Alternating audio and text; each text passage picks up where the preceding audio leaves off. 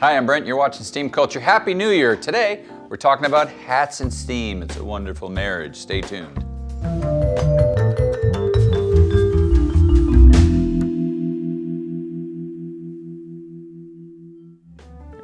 Like I said, I'm Brent. You're watching Steam Culture. Welcome back to our longtime viewers. Welcome if you're new viewer. We're going to try and make you a longtime viewer. And we do that on this channel by showing how steam and culture intersect each and every Friday right here on the channel. Now, we're talking about hats today, not talking about baseball hats, at least not today. We're talking about fancy hats made by people like John Stetson, who made the Stetson hat, and Giuseppe Borsalino, who made the fedora hat, which you see here modeled by our very own Mike Martin. Well, what's steam got to do with hats? Well, it turns out that steam is used in the shaping and repairing of hats. Now, first you need to know there's two different kinds of hat people. There's a hatter.